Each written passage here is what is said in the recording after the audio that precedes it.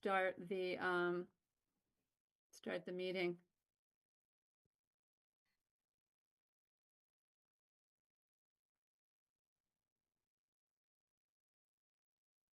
Recording in progress.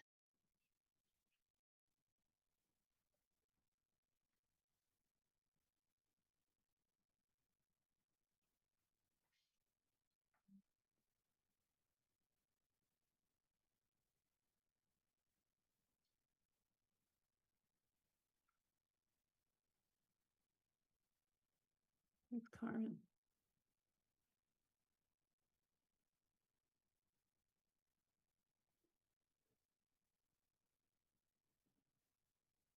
Here's Karen. Oh, here she is. Excellent. Yeah, she's here. Okay, Mr. Marshall, you are the co-host of this meeting. You have a quorum of your board. I have 6:33. We're recording. Amherst Media is with us in the house. Nate Malloy is with us tonight. I think we're good to go. All right. Thank you, Pam. You're welcome.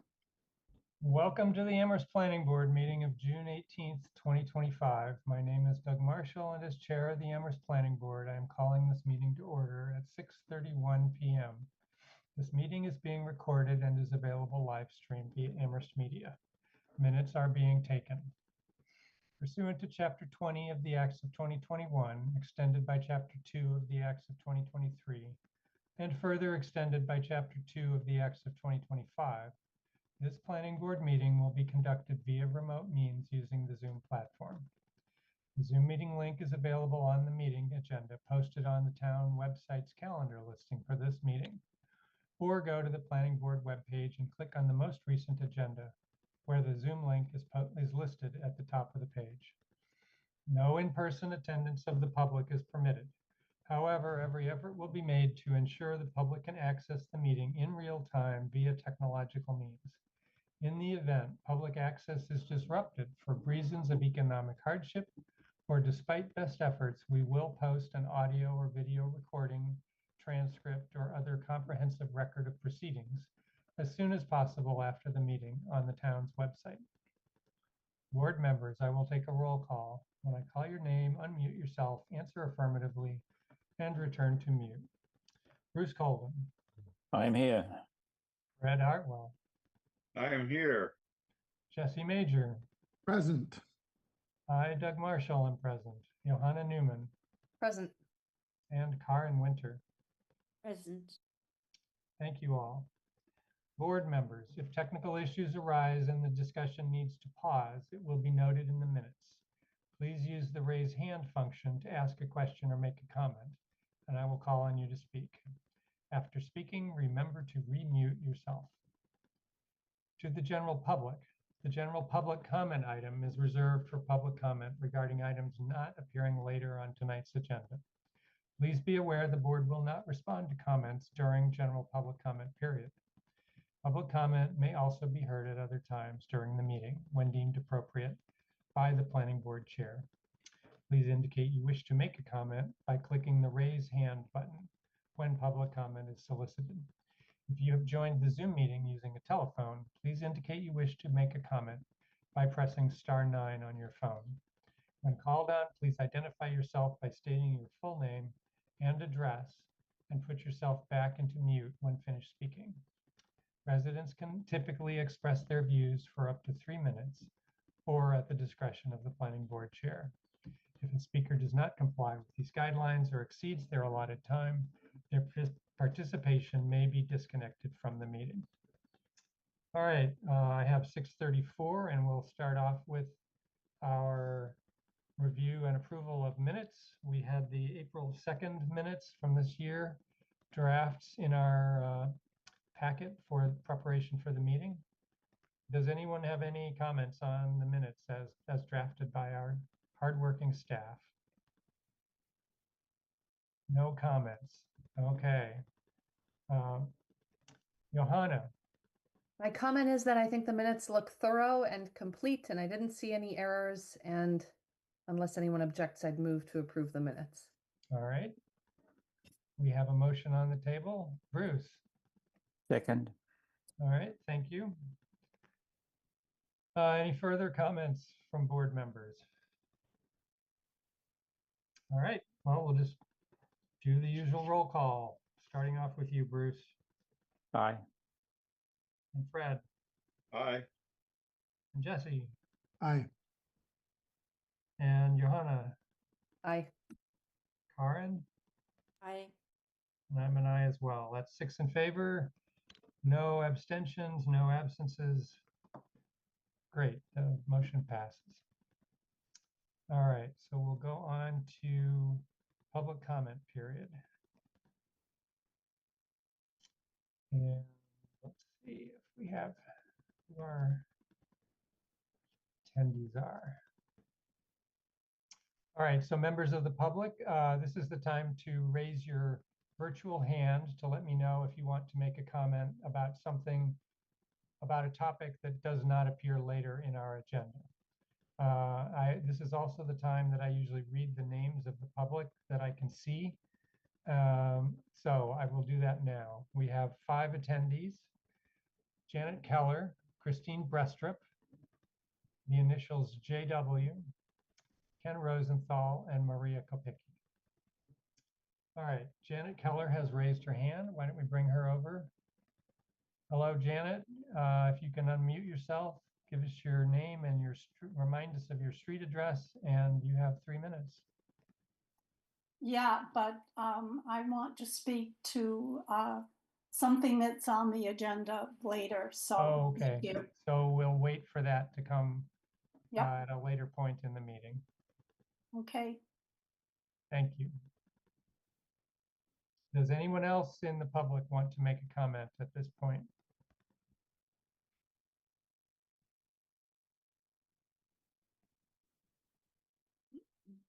All right. So Janet, good, you lowered your hand. All right. All right, time is 6:37. We will go on to the third item on the agenda. This is our public hearing, SPR 2025-10, Town of Amherst for 1046 Southeast Street, Munson Memorial Library, continued from June 4th, 2025. Request site plan review approval to construct an accessible walkway and ramp with railings and modifications to the southern entrance porch and other site work, including drainage improvements and landscaping, under section 3.334 of the zoning bylaw in the RN district and also the ARP overlay district, map 20D parcel 49. This is continued from June 4th. Nate, I think you had something to introduce this. Sure, thanks everyone. The building commissioner, Rob Mora, has requested that this be continued without testimony until July 18th. That way we can preserve the voting, members of the planning board, and it gives the town time to review this with the Commission for Persons with Disabilities, formerly the DAAC, and just, make sure everyone has reviewed the plans. So that was a continuation to July 18th? Sorry, July 16th. 16. July 16th. Yes. All right, so exactly. Okay, all right. So we don't want to take any testimony or have any comments from the board on this evening. Right. All we want is a motion to continue and a second and then a vote. Correct. All right, Fred, you got your hand up first. You are muted. I had a question, and I don't know whether it can be offered at this stage or not, and that is in the meeting materials, I saw 2 different versions of the walk, one of which was preserved the bush and provided a curve at the 90-degree turn, and the other one didn't. I'm just wondering which is the one that we are working from. Nate, are you willing to answer that? I'll just say that those versions are going to be reviewed by the commission and others, and we'll come back to the board with a final one in July. So, All right, so for the moment, we can not worry about anything in our packet. Jesse? I was gonna move to continue to July 16th. All right, Pam, should that be a 6:35? Yes. All right, so a motion to continue to July 16th at 6:35 PM. Bruce? I will second. All right. I'm not going to ask if there's any more comments. We're going to go right into the vote. So, Bruce, Aye. Fred, Aye. Jesse, Aye. Johanna, Aye. Karen, Aye. and I'm an aye as well. 6 in favor, the motion passes. This SBR 2025-10 is continued to July 16th at 6:35. All right. Bruce, I see your hand. Yes, Doug, I have a procedural question, which now that we've taken the vote, I think I can ask. I guess I'm asking it of you, Nate. I saw some public comment that came through by email which asked for this to be reviewed by the disability. And I thought to myself, this is such a small project, and we have fairly comprehensive regulations that include guidelines and everything. And it just seemed to me that this kind of engagement with every available committee can't be good for business. What can the Disability Committee add to what isn't already so clearly outlined in the regulations?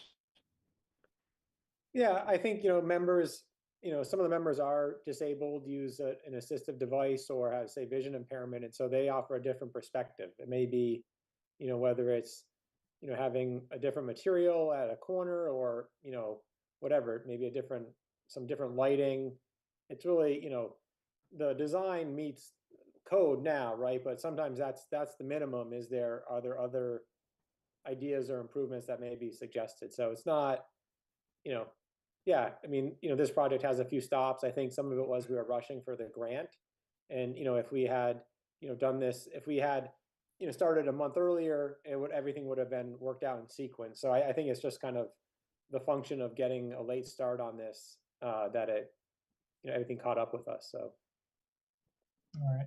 But I mean, why then doesn't the Disability Board review every project that we look at? Well, for some of them they do, and sometimes the planning board could always refer it or ask for their opinion.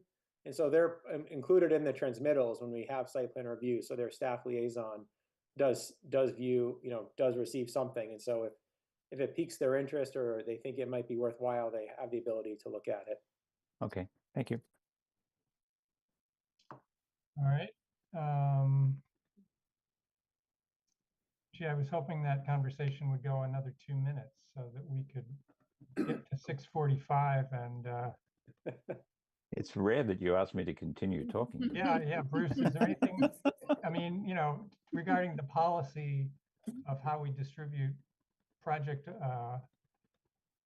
information around town departments is an interesting topic, don't you all think? Yes, fascinating. I mean, we are, the reason for raising that comment was that Amherst has a reputation, possibly shared with other towns, I'm sure, for taking a lot of developer entrepreneurial time.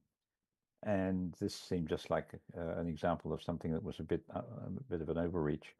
And I thought that if that was the case, and I'm not sure that they share that opinion now anyway, but if that was the case, I thought it would be worth asking the question. Have I spoken long enough, Doug? Yes, you have. And Karen has raised her hand so that Oh my she wants goodness. to also jump into this conversation. Just quickly, I mean, this is the case where the whole grant goes to make this handicap accessible. So in that case, I think it's really appropriate to get the disability group involved. So it's special. All right. Yeah, like I said, I think it was the timing for this one. I think usually we try to, build it into the process, right? And so it's not really an issue. And I think they have a good perspective to add to projects. Yeah, outside, I will say, outside applicants, private entities might say that, but we really try to coordinate with everyone so they understand the process. It's not, I actually think we provide a lot of support, staff does, and the boards do a good job, whether it's one board or 3 boards. And so I think it all benefits a project. It just might be a little bit more of a process than other communities. And it was as much public engagement. I think that comment came from some of the nonprofit developers who found that it was taking them forever to get their permits, and time is money. Yeah. All right, so we are up to 6:45. Thank you all for chiming in there. All right, so now we'll go to the 4th item on our agenda, another public hearing. This is SPR 2025-08 and SPP 2025-01. Applicant is Archipelago Investments, LLC. Project is called Gould Way and Lannon Lane. This is continued from May 7th and June 4th of this year. Request site plan review approval under section 3.325 of the zoning bylaw to construct a new mixed-use development with 3 buildings, including 140 residential units, approximately 12,000 square feet of commercial space, 180 parking spaces, and associated site improvements, and requests a special permit under footnote A of Table 3, Article 6 of the zoning bylaw to modify the front setback beyond the maximum required building height, but beyond the maximum required, building height to exceed the maximum allowed, and the number of floors to exceed the maximum allowed. This is located in the Village Center Business Zoning District, map 25B, parcels 52 and 58. And again, I'm going to turn to Nate to start off the conversation of this hearing. Sure, yeah, thanks everyone. Kyle from Archipelago Investments has requested a continuance without testimony. They're working through the Conservation Commission. So they met last week, they're meeting next week with the Conservation Commission. They plan to meet one more time before July 18th. And so they request a continuance to the 18th, at which time they hope to have a revised site plan. So, and again, this sorry, is actually I say the July 18th, 16th. I meant July 16th, yes. Right, okay. Today's the 18th, it's in my head. Okay. 16th. All right, so okay, I guess we would like a motion to continue to July 16th. And why don't we make it 6:40 this time, just so we don't have to spend 5 minutes talking about other things if the agenda is pretty light. So, Johanna, you've got your hand up first. I move to continue the hearing to July 16th, starting at 6:40 p.m. All right, thank you. And Jesse? I will second that. All right, thank you both. All right, this time we will vote from the opposite end of the alphabet first. So, Karen, I agree. Johanna, Aye. Jesse, Aye. Fred, Aye. Bruce. Aye. I'm an aye as well, 6 in favor, and the motion passes. All right, thank you all. And if any of the attendees were here hoping to have a full hearing on either of those topics, I guess you should come back on July 16th. All right, we'll now go to the next item, item 5, our general housing discussion, starting with the housing production plan review and possible planning board vote. Nate? Hi, Doug. I was going to request that we go out of order. I think the JW in the attendees is John Robleski here for old business. Oh, okay. And so if that's acceptable. Yep. So Pam, let's assume that is who's I think so. that is, and we'll jump to old business. And so this is regarding SPR 2022-14, Center East LLC, Center East Commons, 446 and 462 Main Street. In accordance with condition number 12 of that site plan review approval, review the parking plan, the number of spaces, and whether the 2 potential parking spaces to the north of the main parking lot are necessary to meet the parking needs of the tenants. Hello, John. Hello, can you see me now? We No. actually can't. We can We hear hear you you. though. If that's, I mean, I guess if your camera's not working, we can always just hear your audio if that's okay for the board. Yeah. Well, my camera's working, I'm just not sure on the settings. All right. So are you working from a laptop that might have its own camera? I am, yep, So, okay, if you go to the at least in my screen, if you go to the lower left corner, you'll see an audio symbol and a video symbol. yeah, Next to the video, to the right of the video symbol, there's a little arrow. yeah, I clicked on that. And did you select the camera that you want to use? There was only one camera showing, so. Okay, all right. Yeah. Well, Yeah, my Zoom will do that too sometimes, and I have to restart my computer to fix it. I don't know if it's a little bug in the system, but Yeah, Or if they did an update. yeah, it's been a while since I've been on Zoom, so maybe it Yeah. just needs an update. Well, if you want to proceed this way, it's fine, or you want to wait and reset it? well, no, I I think think we can. we're fine with continuing with this Okay, without seeing you. Can I just mention before you start, it didn't say it in the intro, but in this, when we did the site plan review for this project, we required John to come back. Was it 18 months later? Something About like that, that. yeah. Oh, John, now we can see Oh. you.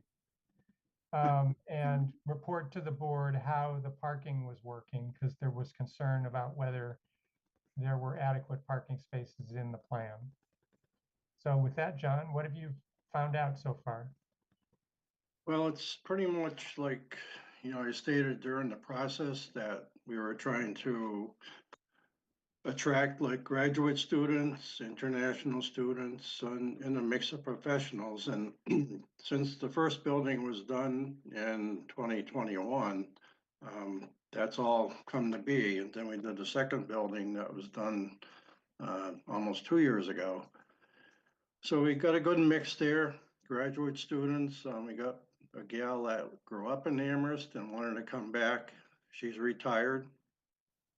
We got, kids going there, well, people that are in their 40s and 50s actually came up from Florida and Texas to go to Amherst College.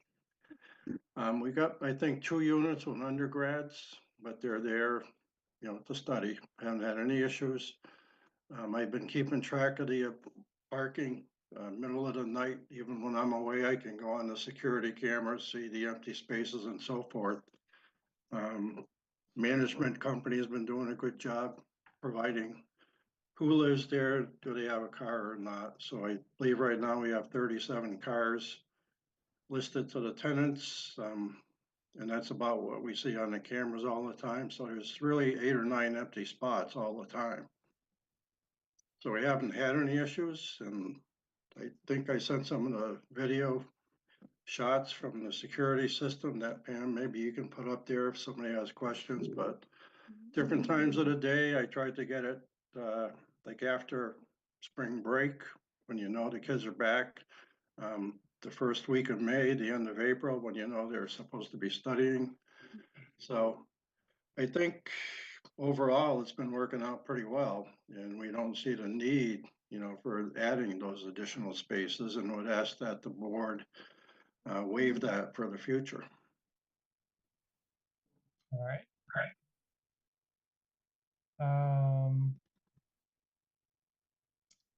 Let's see if Pam can find the Yeah. one of the photos.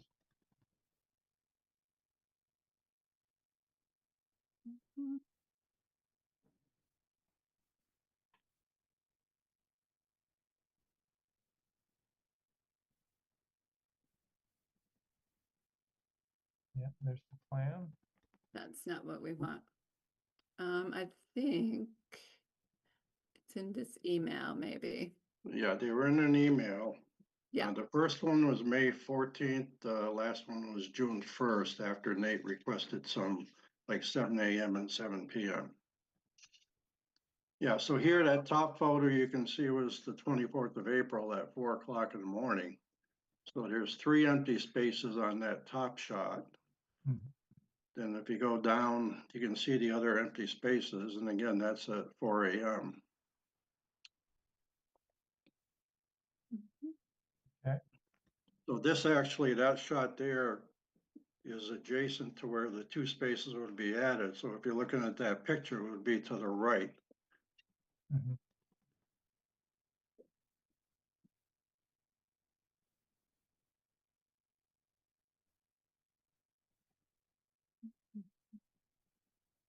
Yeah, so, you know, And- staff, you know, we thank John for coming back. He did it on his own without any reminding.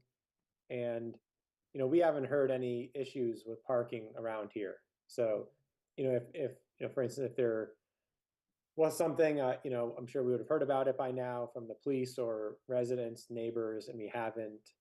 And I think, you know, the condition states that we come back at a public meeting, and if the board thinks we needed the 2 extra spaces at the end of the parking lot, we could, you know, ask that they be, you know, fully constructed. And if we don't, you know, we could have a vote to not to do that, or we could just allow it to remain. So you're saying we don't necessarily need to take a vote? I mean, Yeah, the by appearing before us at the public meeting, hasn't he met the requirements? Right, and if I mean, if we wanted to take an affirmative vote to say you don't think it's necessary to put the 2 extra parking spaces, you know, to pave them, you could, or we determine that the parking currently is sufficient and he satisfies the condition. Mhm. All right, so does anybody else have any comments, or should I sort of cobble together a motion? Go ahead, Bruce. Well, Doug, while you're cobbling the motion, I just wanted to ask John, just to, because, you know, this is another data point in terms of the number of units and the amount of parking and so forth. It's closer to the center of town, which is good. John, how many, I did get this from the stuff, but this happened just as I was joining the board, I think, and so I don't know much about this project. How many units are we supported by this parking? There's a total of 49 units in the new buildings and 1 unit in the old Spanish Studies building, 446 Main, that is now part of 462 Main. So That's 50 units total residential. Yeah. and you're providing 13. You said that there are 39 cars consistently and 9 vacant spots. So that would mean that you've got 46 spaces for those 50 units. Is that correct? That's correct. There's 46 paved parking spaces and we have 37 listed vehicles.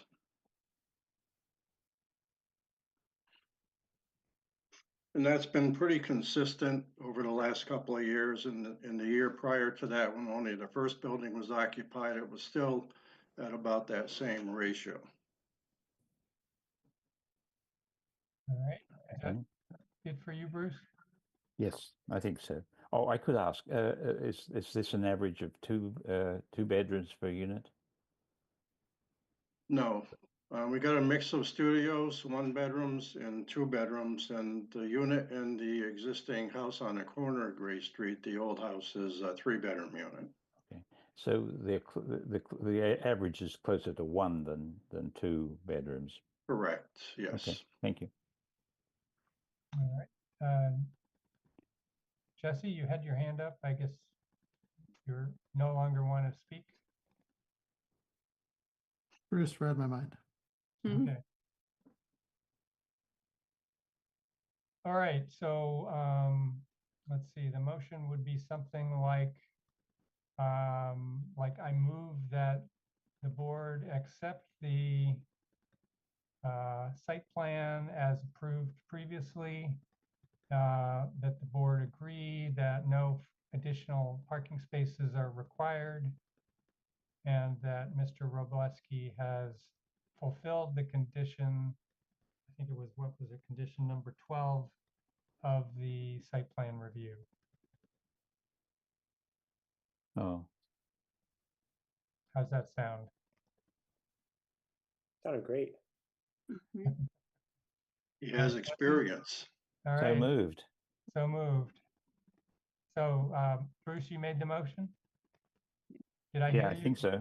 That was the quickest way to do it. All right, well, you jumped ahead of Jesse. Jesse, you're second tonight. Yep, I was waiting a second anyway. It's all good. Second. Okay, yeah. All right. Any further comment from the board, or is there any comment from the public? We have 3 remaining members of the public.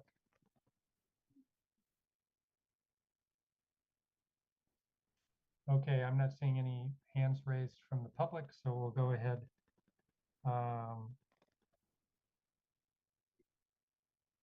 And we'll vote on that motion. This time we'll start with Jesse. Aye. Thank you. Johanna, Aye. Karen, Aye. Bruce, Aye. and Fred. Aye. I'm an aye as well. The motion is unanimous. Passed. All right, thank you, John. Okay, thank you very much, members of the board. I know you guys put in a lot of time and probably had a lot of grief now and then, but much appreciated over the years. I think I'm pretty much done You developing. don't have any new projects So- in the pipeline? No, my wife wouldn't be too happy, I guess, but no, I think we're pretty much done and we'll just take care of what we got. All right, So, well, good luck. thank you very much. Bye, Thank you. Jim. All right, Nate, how about if we go back to the general housing discussion? Sure. All right, starting with the housing production plan. So the plan was in our packet. We'd seen earlier versions of it. And I think Nate is looking for the board to adopt it if we are so inclined to do so. Did anyone have any comments about what we had in the packet?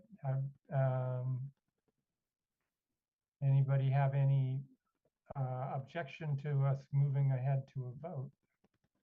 Jesse?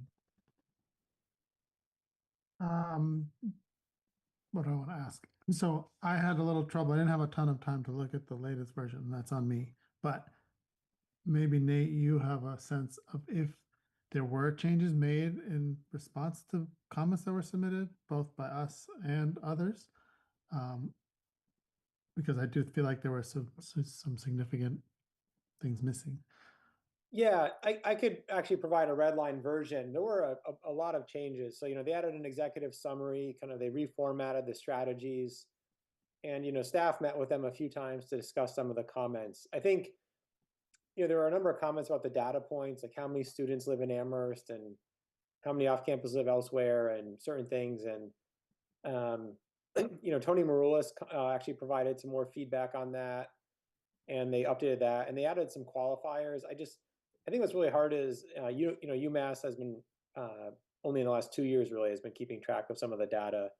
And then the report uses 2020 census information and American Community Survey information. But for the 2020 census, it's a guesstimate at the number of students. Really, you're supposed to fill it out and say where you live most of the year.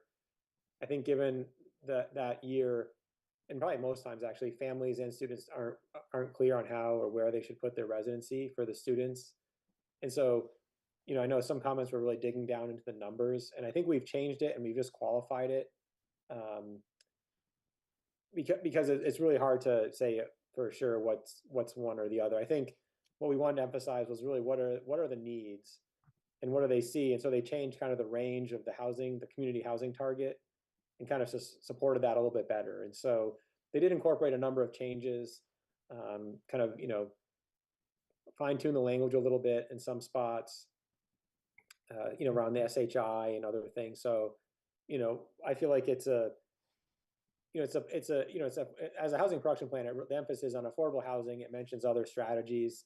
So, some comments were like, oh, why wouldn't it develop more market rate housing or more student housing? And they mention it, but they're not going to spend too much time describing that because their focus is on affordable housing. But I think if you read it and they say that, these are the influences that affect affordability, I think then the planning board and others in town can say, okay, well, how do we address it, whether or not it's actually an affordable housing strategy?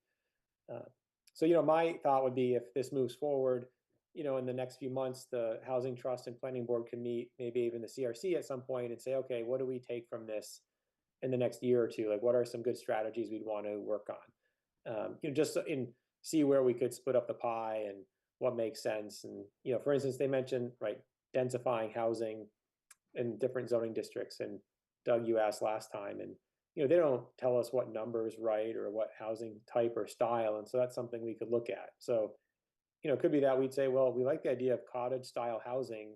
So multiple units on a property.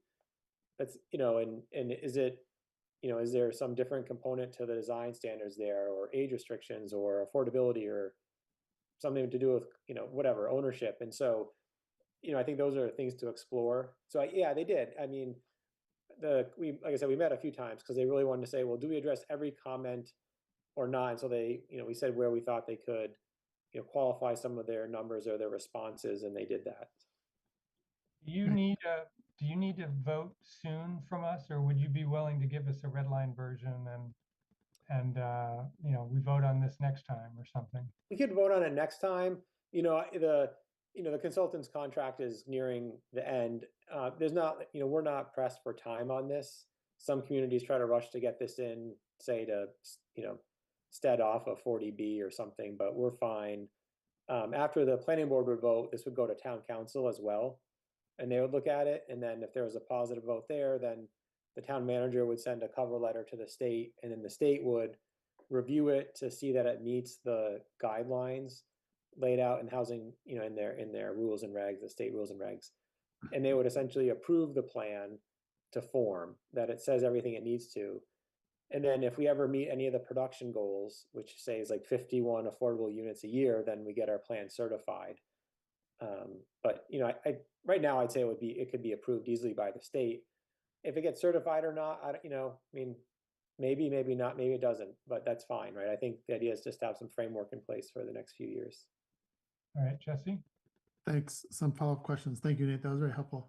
I guess first, what does it mean if it gets certified? What does that mean for the town? And my real comment was, so listening to what you just said, this won't be used as sort of concrete numbers in any way. It's really just identifying issues. That's really why I was asking, because I feel like some of it is not quite accurate. But if we're not going to lean on this to say, oh, well, we're trying to meet this goal, or this is actual data we're going to use to make an argument for some other overlay or whatever, then I'm fine with that. But if it is going to be used that way, I feel like it maybe needs to be scrutinized. Yeah, no, I think, I would want to use it to justify things. And maybe though, we have to then spend a little bit more time on some of the numbers, if there's a certain, data set, but we could do that. It doesn't have to be in the plan. It doesn't have to be in the plan, right? Okay. I think that they would, it's like we take the direction from the plan, and if we need to refine it further. Yeah, to be certified means you'd protect yourself, the community would protect itself from a comprehensive permit. So if you're not over 10% on the subsidized housing inventory, having a certified plan or working toward a certified plan could, allow the town to deny or approve a 40B with conditions. And so it's just another safeguard against a comprehensive permit application. Amherst, already satisfies that. We're at safe harbor with our SHI percentage. And so, I look at this plan as really identifying, some really, some needs, some barriers, and providing strategies. And then it's kind of our local decision on what to do with that. Okay, thanks. I don't feel the need to see a red line version before voting then. Thank you. Okay. So board members, are you comfortable with voting on this now, or do you want another 2 weeks to spend some more time with it? Take it to the beach? Johanna, Be comfortable voting on it now. Bruce? I agree. I haven't, I'm with Jesse that I haven't, I didn't put as much time into the review of this version. I put in a bunch of comments and everything, and I guess I haven't made sure that how those comments have been engaged. But on the other hand, we have, I've been fairly familiar with the plan as it's been going along and so forth, and it seems to be. So I'm comfortable, and given that we've got a pretty loaded agenda since we've been continuing all this stuff, I think it would probably behoove us to take action tonight. Well, let's see, do we have a meeting in early July or not? It would be July 2nd, but we're not meeting that evening, or we propose not to meet that evening. Okay, so our next meeting is the 16th. Correct. And we have loaded that up, so, okay. All right, well, in that case, let's see, Nate, you sent me some language and let's see, how did it read? I have it, Doug. How did it read, Pam? Can you see it on the screen? Oh, yeah. All right, motion that the planning board adopt the housing production plan as it constitutes the community's affordable housing plan. So Nate, we are adopting it, but we're not necessarily recommending it to town council. You could put that in your motion if you wanted to add it to it. This language was taken from the Massachusetts rules and regulations regarding housing production plans. So Okay, so the legislation would require this language. Okay. All right. Bruce, I will do another so moved.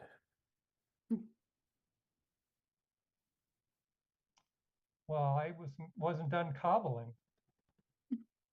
Oh, I beg your pardon. I will Oh. unmove. I thought it made sense to include in the motion that we recommend the plan to town council for their adoption, I guess is the word.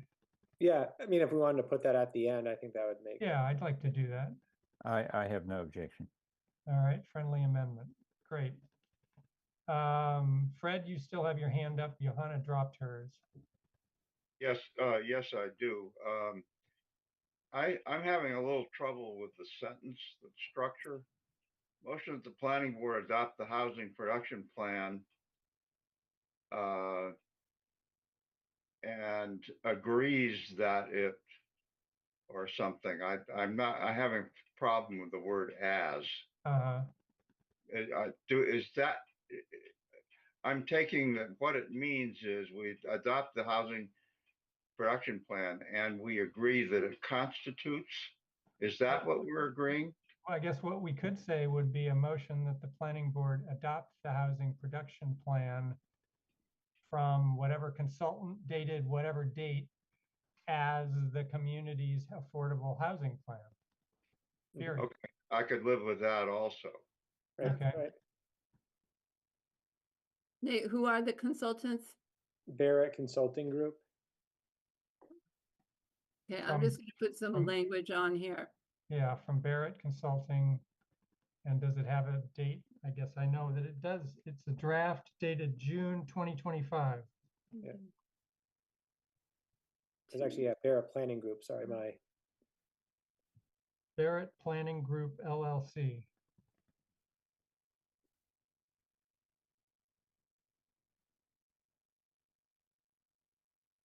Thank you, Fred, for keeping us honest on this text.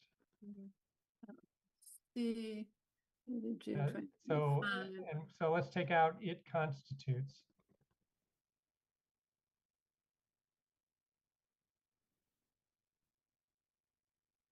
That's the community's affordable housing plan. And recommend the plan to town council, period.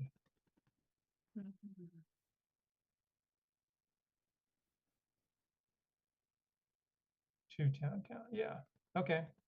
Or its adoption. For adoption?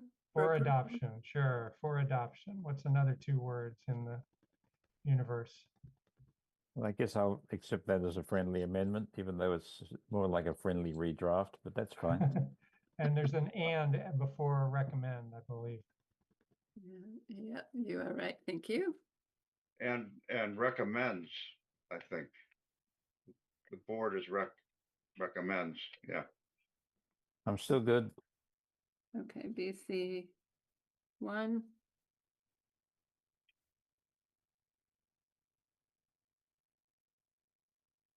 All right, I have to confess, I'm not enthused with recommends. It seems to me the motion is that, because it's a future thing, that we adopt it and recommend it in the future.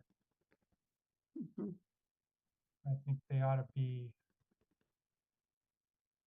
I'm with you, Doug. So the motion will have the S deleted. let's Thank you. remove the S, yeah, okay.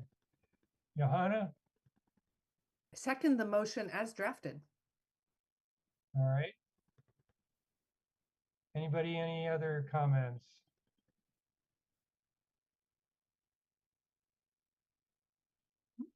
Fred, Yeah, just the English language here, the board recommends, right? The board is a singular subject, and so recommend should be recommends. Am I missing something? well, I guess the question then would be, should adopts be should be then S after adopts? If we're going to consider it a singular entity. I think we should change it that move that the planning board, not motion that, but move that. That the moved that the planning board adopt and recommend. Move or moved? Moved. Move, which is present. I mean, I usually say I move the following, Right. and I don't speak in terms of a motion that I might do. I talk about actually making the motion. Mhm. All right. Everybody okay? Fred, we still don't have, yeah, go ahead. Your hand is still up. All right. So Fred dropped his hand. All right. So Bruce and Johanna, you're fine with this as done. All right. Well, let's go ahead and have a roll call. This time we'll start with you, Fred. Aye. And Jesse. Aye. Johanna. Aye. Karen. Aye. Karen? Aye. Oh, thank you. Bruce? Aye. I'm an aye as well. 6 in favor, the motion passes. All right, thank you all. It's nice to get out our inner grammatical, what is it, a grammar expert every now and then. All right, so we'll continue with there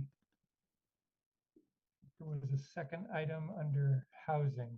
Continued discussion regarding the potential overlay for existing apartment complexes in North Amherst. So Bruce, I think you had put together some material that was included in the packet.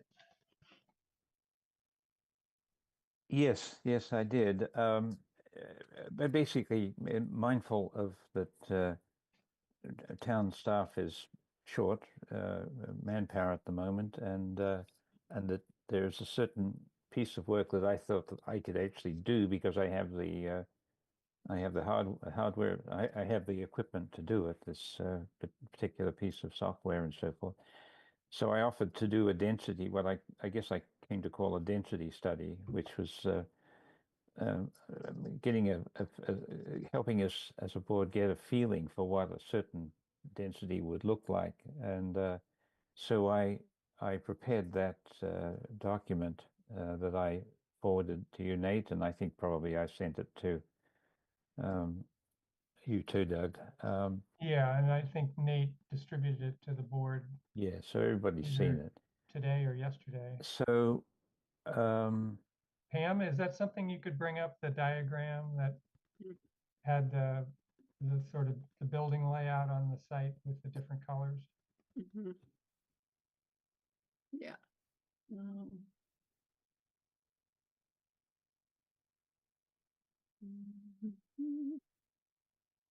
hmm,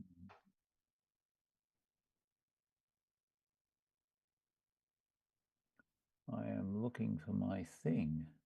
God damn it. So I got a few different things that came from Yes. Bruce. Is I, it the I was one? thinking if you put up the map and then I'm trying to find my memo that I could I- have open on Yeah, another I think it's screen. comment, I think it's comment 1, and you can just zoom in, and then that's the diagram. There we go. Yep. Damn. Yeah, what you I- meant, Nate.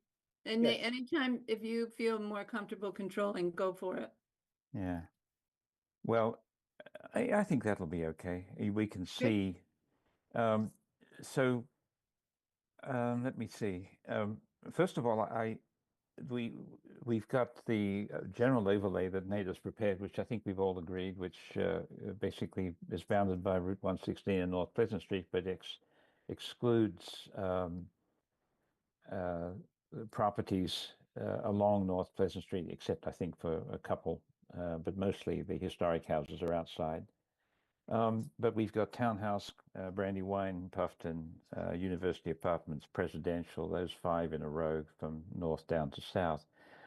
I chose to do the density study just on the Puffton parcel, partly because it was easier. It was the biggest parcel, it's about 44 acres.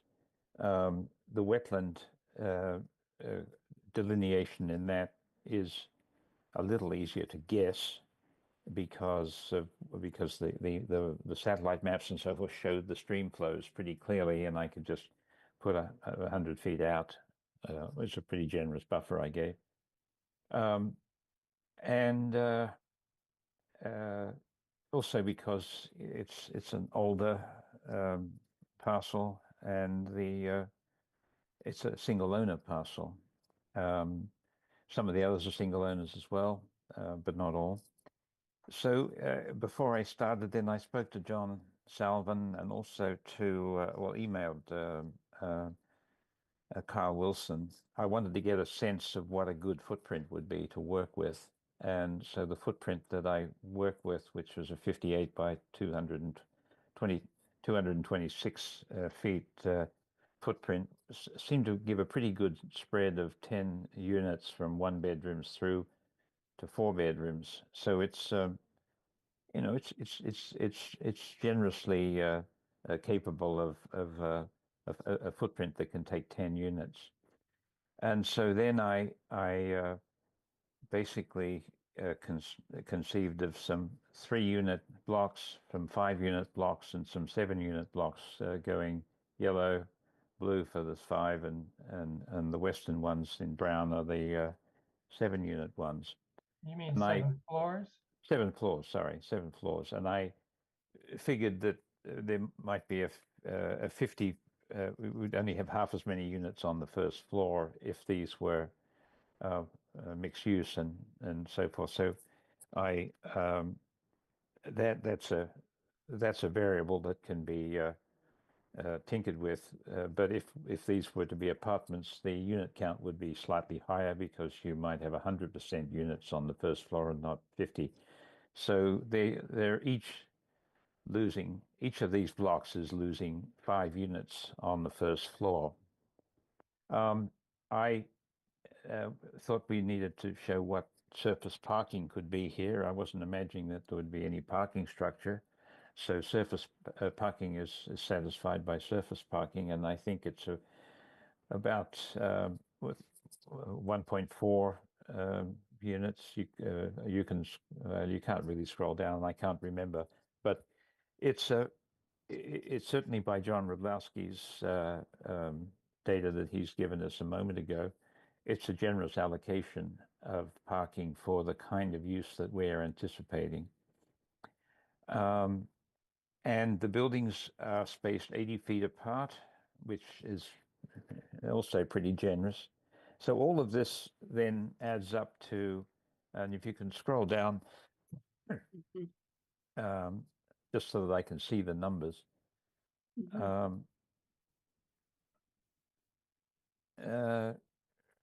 Yes, I think that as we get, so we've got 100. So there's just over 1,000 units in the combination of 7 stories, 5 stories, and 3-story blocks, and I've got 1,440 parking spaces, and I multiplied by a 1.35 circulation factor to convert parking spaces into a system, a road connected system that gets the vehicles out onto North Pleasant Street or wherever, and so all of that seemed to give an impervious coverage of 47%. I think the allowable that we added, that we designated for University Drive Nate, if I recall, was 85%. So that's substantially less coverage, impervious coverage. There's probably maybe a little bit more to add and so forth. I'm not sure. I haven't got courtyards and pads for dumpsters and all that sort of thing. So, but still, it's a substantially less coverage, and the footprint is only the building footprint coverage is only 17%. So this, in terms of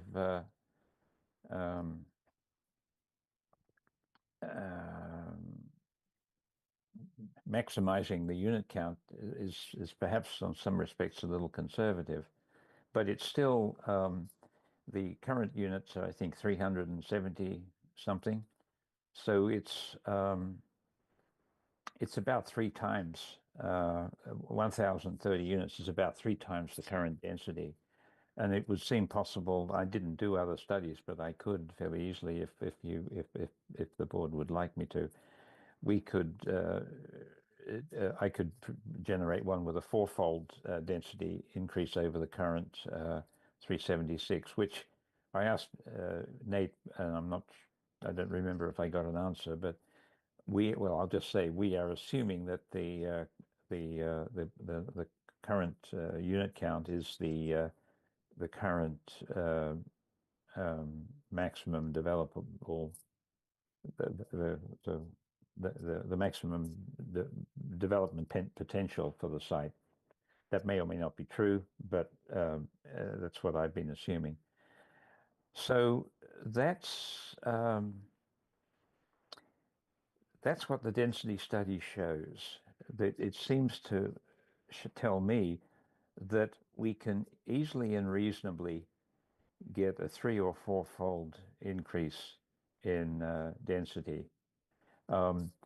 If this that I show here is about 25 units to the acre, I think, if I recall, and reasonable urban scale mid-rise development can double or triple that with certainly without any degree of surface parking. Typically, an urban situation would eliminate that. But if we were to assume 1 vehicle per unit instead of 1.4, then we could, I think, reasonably increase the density. If we were to imagine that we might have 1 or 2 more than 8 units, 7 stories. I have to say I haven't discussed with any design professionals whether there's any magic. I mean, the heights of buildings, certain things change as you go up. The economics with an elevator, it doesn't. You don't really get an economic benefit. You can't afford an elevator unless you go, 4 stories or so. Various building codes with various construction types limit height of buildings and story heights of buildings. And when you factor all of those constraints in, it may be that 8 stories is a better goal than 7. I haven't done that. I haven't asked. Well, Bruce, I know the code has there's a point at which buildings are considered a high rise. And I think the operable number used to be 75 feet. Because at that point you assume that the fire department cannot reach every floor of the building with their hook and ladder truck. And you have to do, I think you have to pressurize the stairwells and do some other things that I actually don't really know what they are. I haven't worked on a high-rise building. Probably some additional things with the fire alarm or some sort of fire control center for the fire department on the first floor, that kind of thing. Yes, that's a good summary of what I said I haven't done. In other words, I've asserted 3, 5, and 7, but we probably should make sure that there's not some hidden wrinkle or some wrinkle that's not obvious that would make that not a good arbitrary choice for the study. And I'm just telling you that I haven't done that analysis. But that, well, I wonder whether you have enough parking spaces, just because one per, if on average there's say 2 or 2.5 beds per unit. Well, that's true. Robowski's was small number of bedrooms, wasn't it? Given that these are students and a lot of them came from out of town, I mean, we could rely on the university to provide parking for their cars, but we may, we're not designing it, so we'll see. Jesse, I see you have your hand up. Bruce, is there anything you want to say before we go to wider conversation? Only that I was noting that if there is a significant density bonus, that we could decide, or we could think about how the town, how we, let's say, exercised a quid pro quo, and whether that would be by trying to have some kind of rent control on some of the units for students, or whether we could perhaps increase the inclusionary zoning from 12 to 15 or 18%. And if we pushed the inclusionary zoning up, we would get quite a solid a couple of hundred or more units of affordable housing. And my sense was that you would have enough of them that you might decide to concentrate that in this yellow band at the front, up at the North Pleasant Street, and then that would be a different kind of place. It would be designed differently, maybe even developed differently. But that was a thought, a question that arose as well. There's a few other things, including that pathway to UMass that I looked at this afternoon, which we could discuss in a moment, I think. But there is a possibility here, I think, of putting a pedestrian and bicycling artery from this general overlay through to the campus. It would seem possible.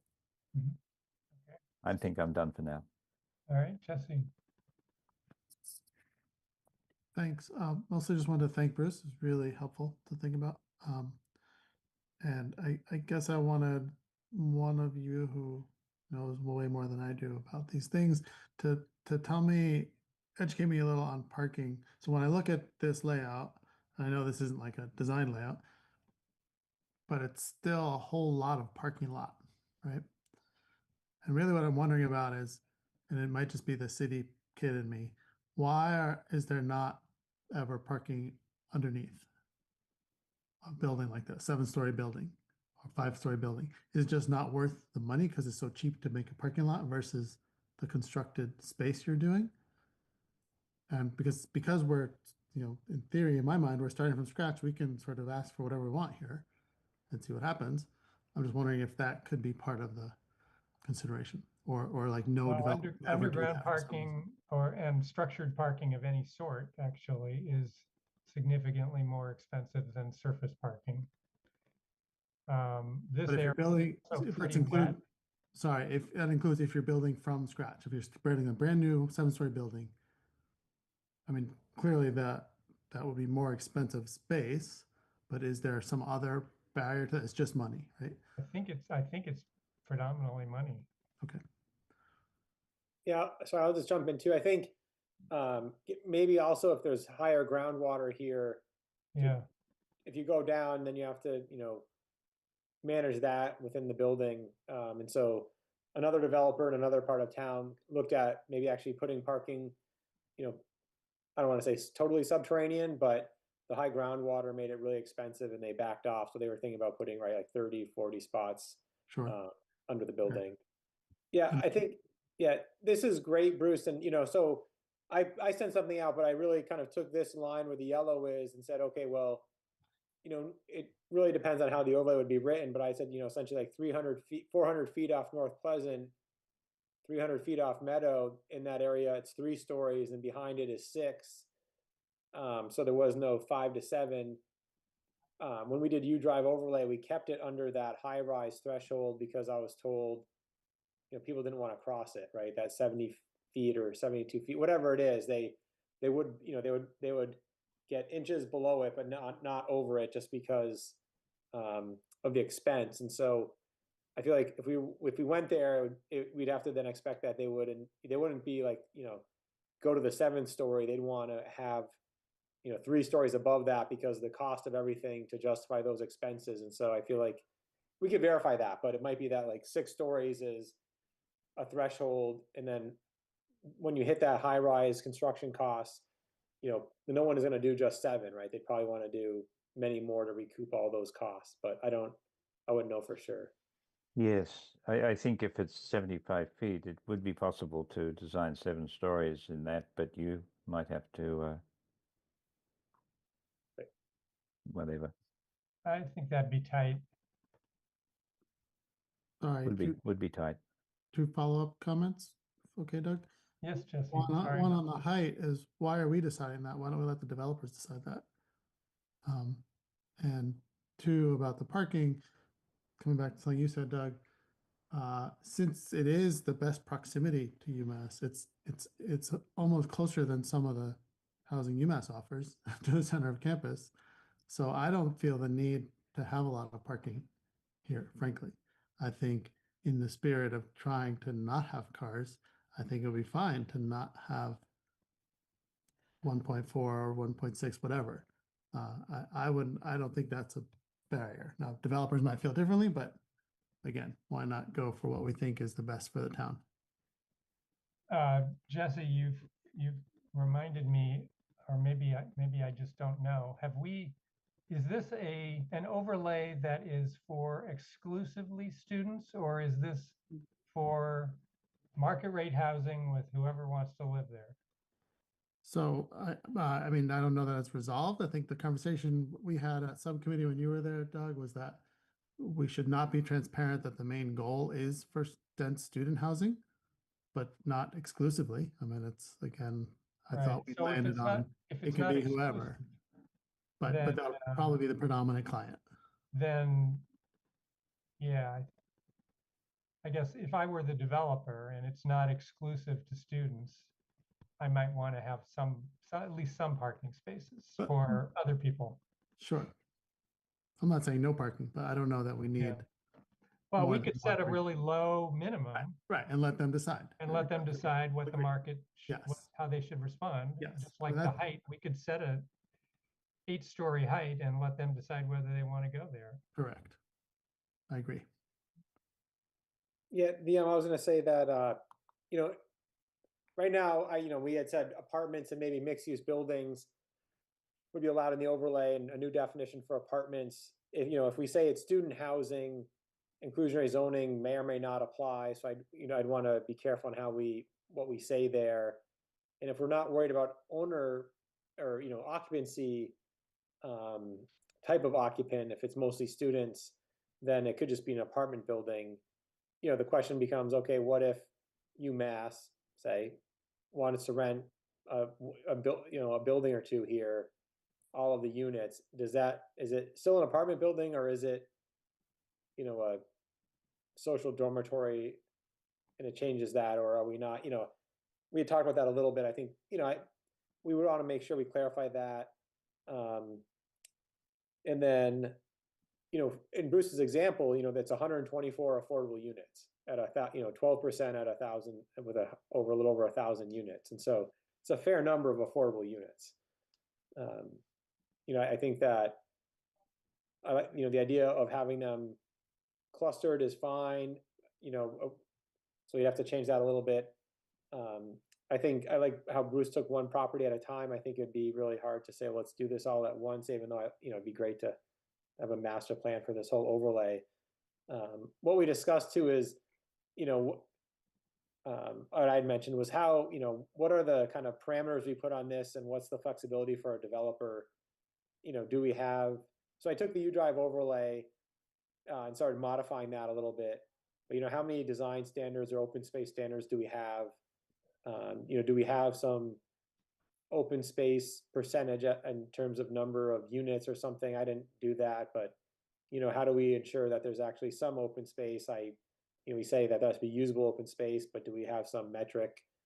And yeah, and I think it'd be okay if we had something about the parking, whether it's a maximum number and a minimum. I don't know. I mean, you'd hate to have the parking be the driver for the site design here if we'd rather have units, but. Jesse?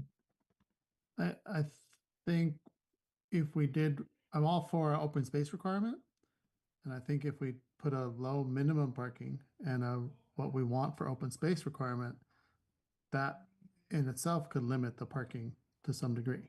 And again, let the designers come up with something that meets those requirements that they think is viable. Bruce? One of the things I've been thinking about parking and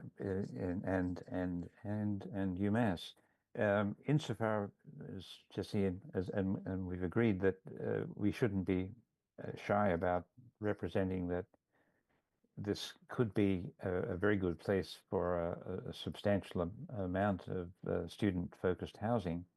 Of course, it won't be exclusively that, because we've got at least 12, and I'm hoping that it could be more than that, affordable housing that's get generated. So there's a nice cluster of permanent residents in here. But this, if it is focused on trying to solve our student housing problem, because this is close to university and so forth, if it's become clear that the university can't in the short term, or won't in the short term, build housing, they might be prepared to build parking areas. I mean, some of those parking areas don't even have paving. They're just real estate that's dedicated without trees to allow cars. And in fact, a good amount of that is just to the south of here. In fact, that a diagram, that satellite image that I sent earlier today shows that. So it might be that some of our parking need could be negotiated as off-site student parking provided by the university in more or less on the pathway that we hope many of these prospective residents would use to commute between their housing and the campus. So maybe we could satisfactorily have a limited amount of parking here for that fraction of the housing that is focused on providing student accommodation by some agreement with the university. I don't know whether And that would be an agreement between the developer and the university. Yes, it would be outside the wording of this overlay, but the town might, want to get involved to try and open up the possibility so that the developer might not feel that they had to make that arrangement all by themselves. I think the town would have a little bit more leverage, at least with beginning that conversation, than a private developer might have. Although if it was it's a bit like it's a very minor version of a public-private partnership. It's simply focused on parking rather than building the whole thing. Jesse? Oops, thanks. Two thoughts on that. One, just maybe Doug, you know better than I do, just from observing, I don't see all the UMass parking lots completely full all the time. So I'm not even sure, like there may be space available for people to pay for parking currently. I don't know the reality of that. But mostly I feel like, again, going back to what we said earlier, there's a little cart before the horse. Like, why not let's say what we think is right for the town, for not increasing traffic dramatically, having open spaces, having the density we want, and see what the developers think, right? Because I certainly don't know what will work and what wouldn't. Yeah, I would be more inclined to take that approach, Jesse. So Nate, oh, I'm sorry, Bruce? Well, I want to make sure that others have had to speak, but there is one other point I wanted to add, and it has to do with the local reaction. But I'll wait and make sure that. Well, there aren't any other hands up. Okay. Well, as was made very clear during the interviews for the planning board appointees for this round, there's an abundance of presence on this board from in town, close to town, and I'm the sole kind of North Amherst presence here. And it seems pretty clear that what we are talking about here with this overlay is a really good opportunity to solve a housing problem that the town has. But it's not clear that it's not clear what benefits are accruing to North Amherst here.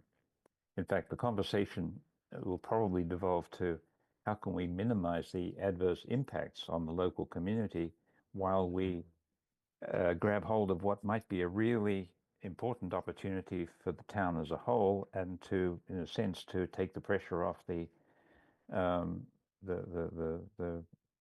established housing and neighborhoods toward the center of town.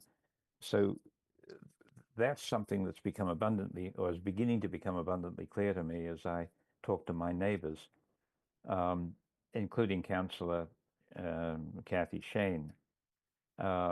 And others. I've had a brief conversation with the owner of this parcel as well, and the owner is interested in the thoughts and discussion that we're having, but they're very. It's also clear that this is the present development here is a very well run and very established neighborhood. It has a fair number of students in it already. And so one of the things that we're going to have to think about, I think, in terms of how we phrase this, how we present this, how we promote this idea is how do we do it in a way that helps the north part of town understand that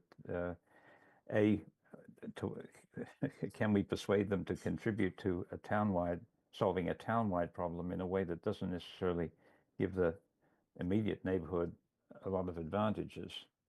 I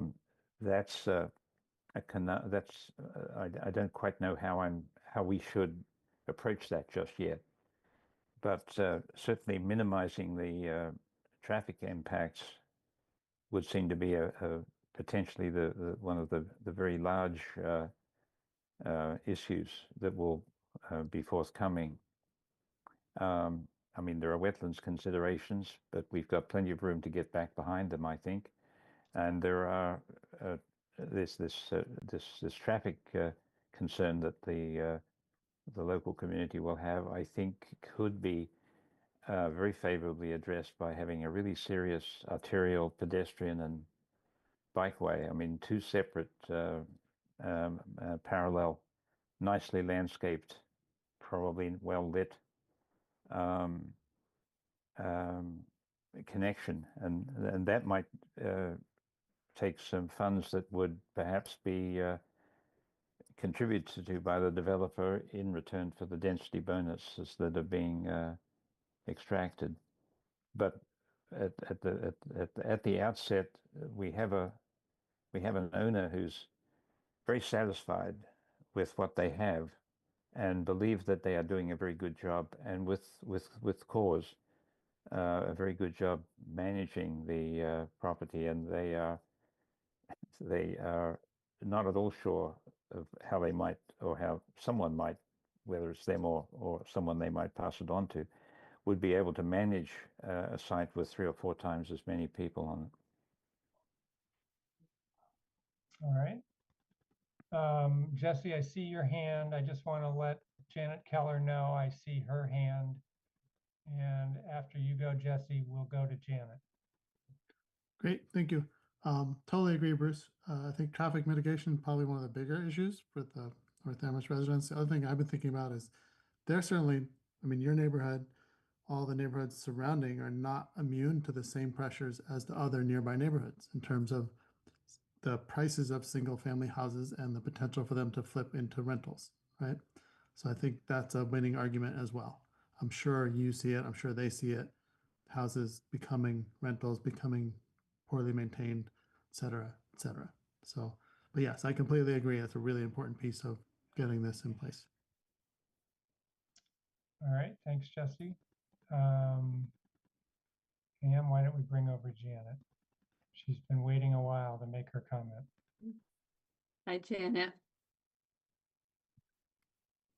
Can you hear me? Yes, we can, Janet. Okay. Welcome. Let me go back to my notes. So as you would expect, I think serious concerns remain about the proposed overlay student housing zone. And I was thinking of numbers that were in the triple range, not beyond that. And some of the owners of, and we know the owners wanted, they said they would not expand if they didn't have more density. But however, one complex manager recently said publicly that neither property managers nor emergency responders could handle more than the disturbances they are handling, which are numerous and very disturbing, let alone 3 times more. So that's something certainly to consider. The overall proposal, as originally stated at 3 times existing density, would overwhelm the housing units in a small congested area. And I do want to say that most days, traffic in that area is congested. And when school is in session. Tripling the amount of student housing would greatly intensify also would greatly intensify the daily and weekly disturbances that we experience from partying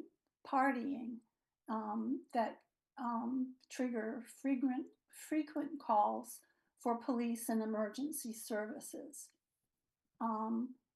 It also would undermine the unique value of the National Register district properties in the proposed areas and the contributing buildings.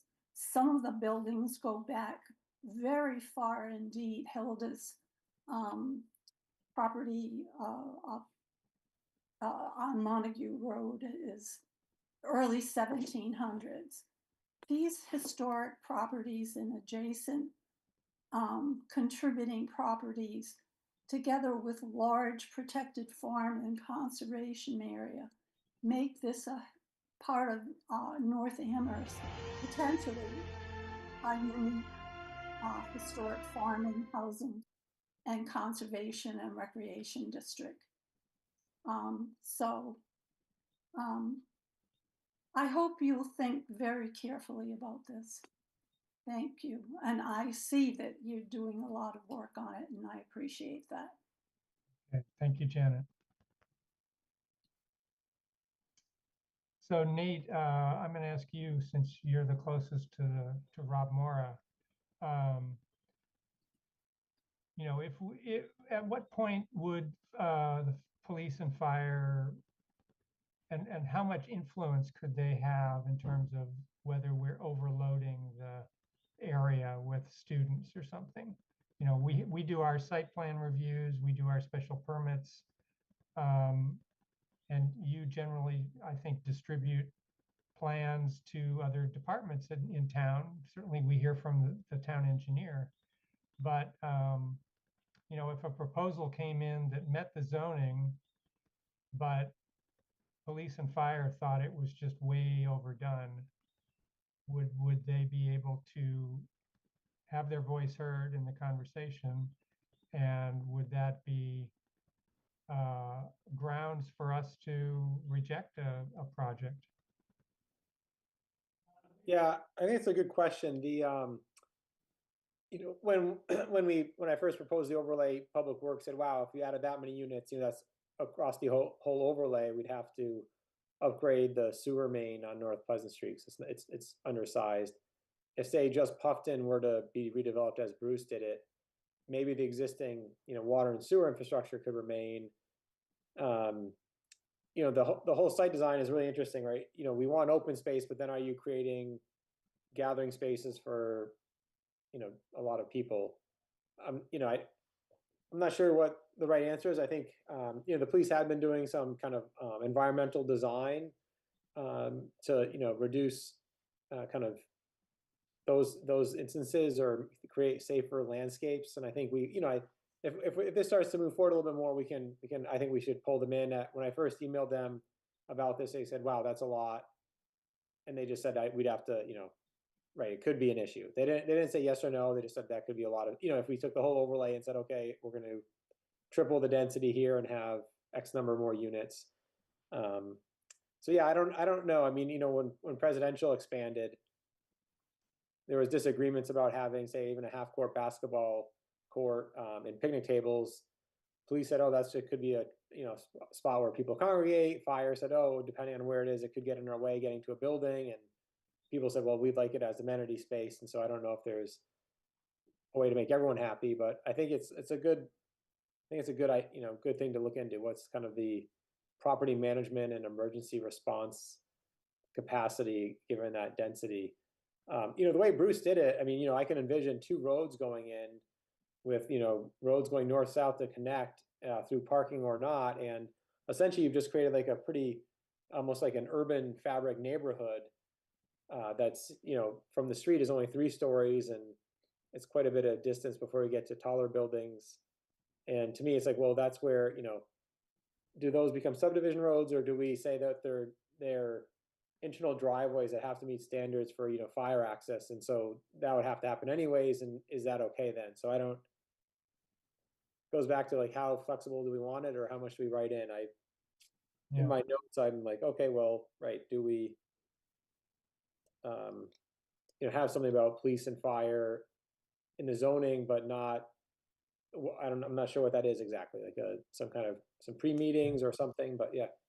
And I assume the issue with the sewer line, that would be on the developer's nickel to upgrade the line to town standards because they're causing greater demand.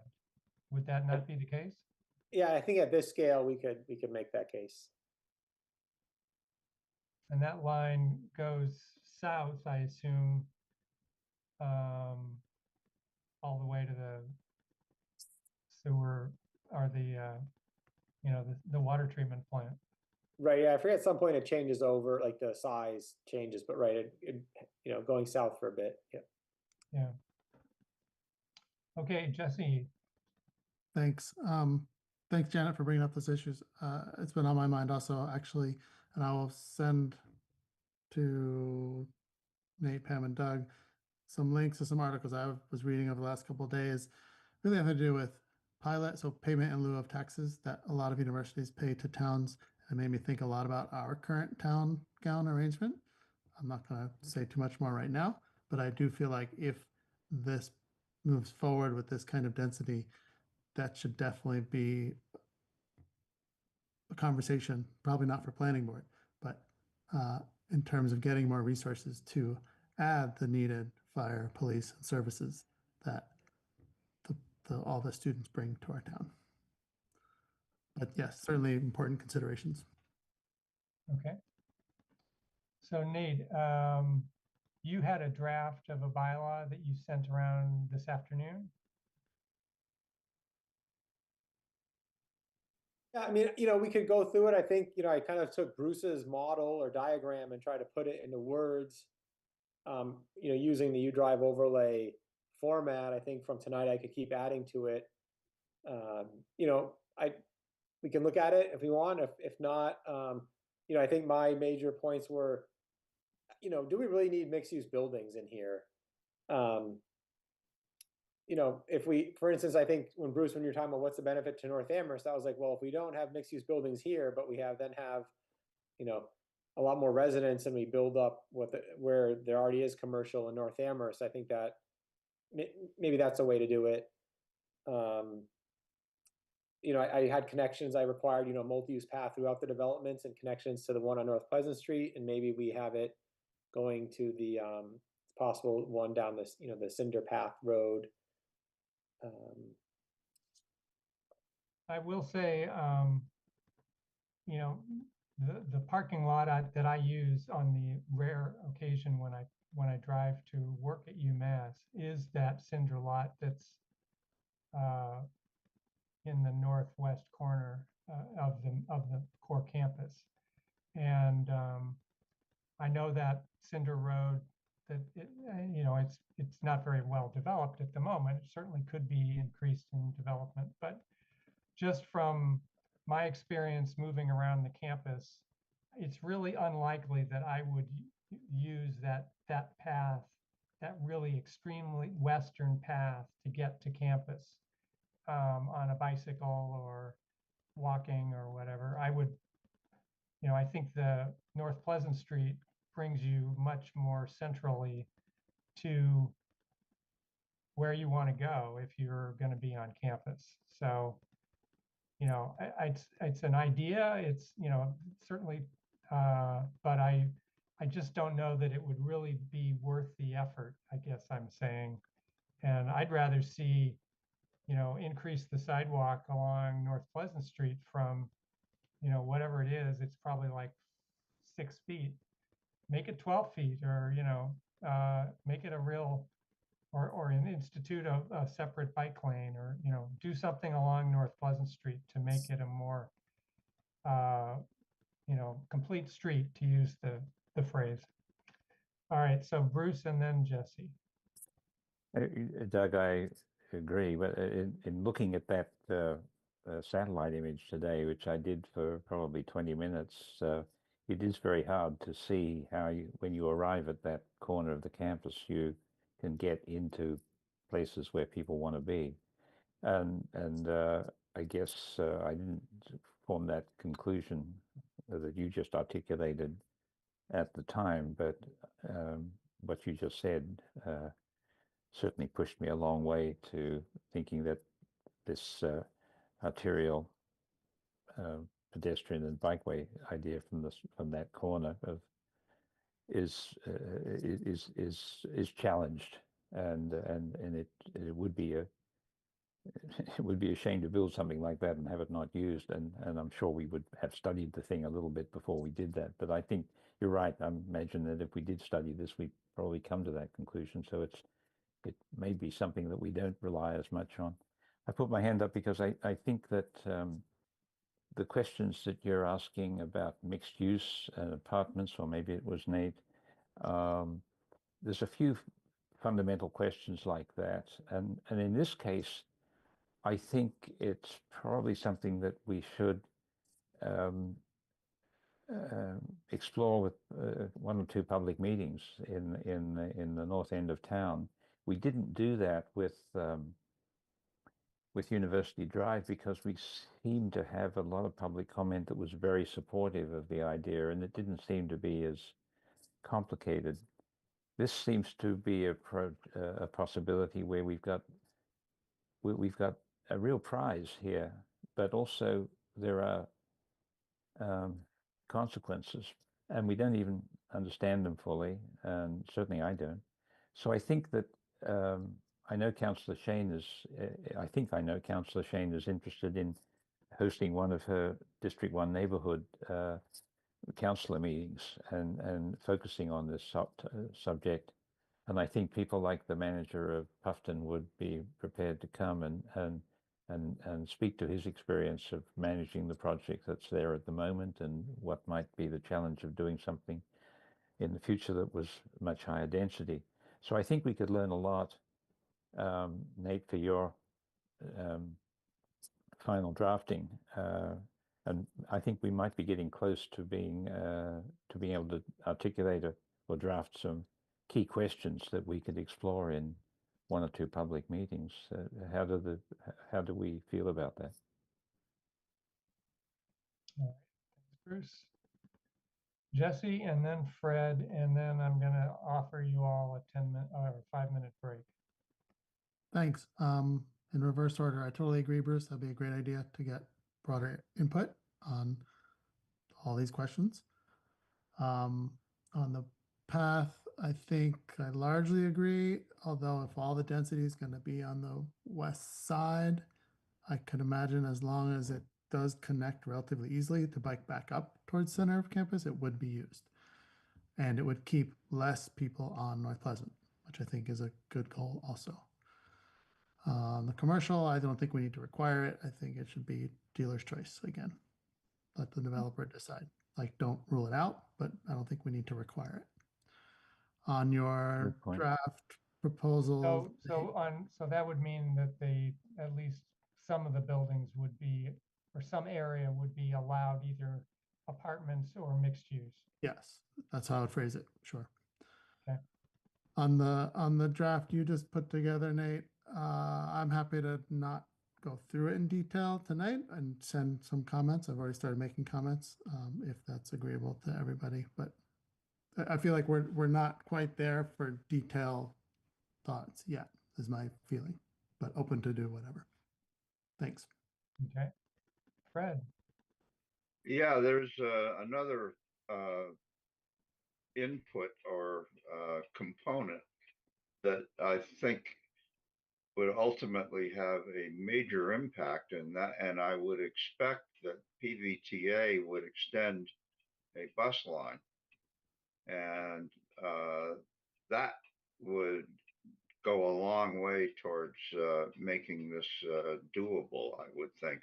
Now, I hadn't heard that come up in conversation, and I don't want to lose that. All right. I know there's at least one bus route that goes up North Pleasant Street now. So I was thinking about, if we develop that pathway, roadway to the west, okay. That could be very easily a bus path as well. Yeah, well, I know there's also at least one apartment complex that's out on Route 9.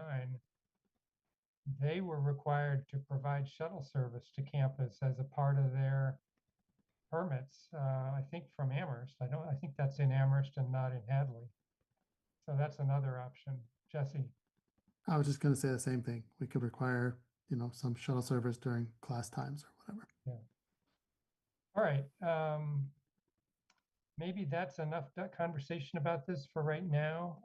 Sounds like our 1 July meeting is already pretty well booked. Nate, maybe you could distribute another draft before that just to show us where you're at, and then we can take this up again probably mostly in August. Yeah, I will say there's actually, there'd be a July 16th meeting and then a July 30th meeting. There will be a 30th meeting. Yeah, Okay. I think, before we break, my thought would be July 30th we could have this and there are two zoning amendments that went to council this week that were referred back to the planning board and CRC. And given the time frame, I think July 30th is a good time to have those hearings, to open them, knowing that they'll, take a few meetings to get through. So. Okay. All right. Why don't we so I'll consider us finished with this topic for tonight. And why don't we say it's 8:10 on my clock. Why don't we take a 5-minute break and come back at 8:15? And maybe we could excuse Karen because it's 2:10. Yeah, it looks like Karen, morning. we're all waiting for you to fall asleep. So You're feel a- free to It is bow You're a out heroine, and go to Karen. bed if you're ready to do that. Yeah. I think this project is great and I appreciate all the work. So I'm all for it. All right. Good night. Good night, Karen.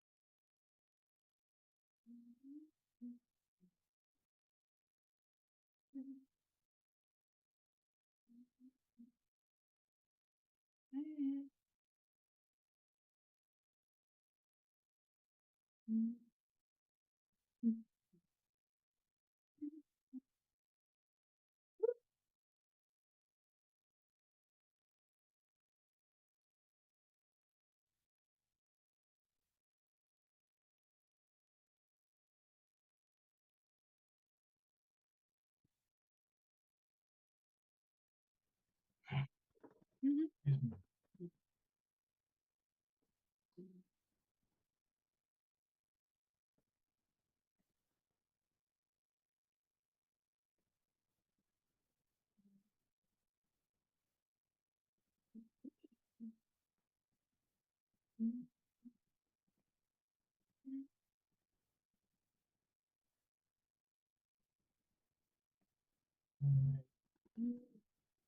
I have 8:16. We've got a couple of people yet to come back. Here's Nate, and then Johanna is our last.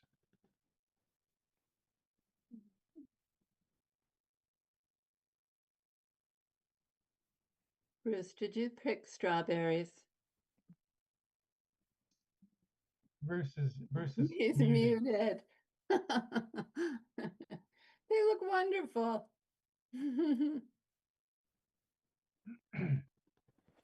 This is the Simple Gifts weed-infested strawberry patch, which if you go burrowing in the weeds, you find these huge berries. It's really quite exciting. So it They looks call like we it- did lose Karen. Okay, So So you we- can record that she left at 8:10 or whatever. yeah. What a trooper she is. Yeah. Yep. What a trooper.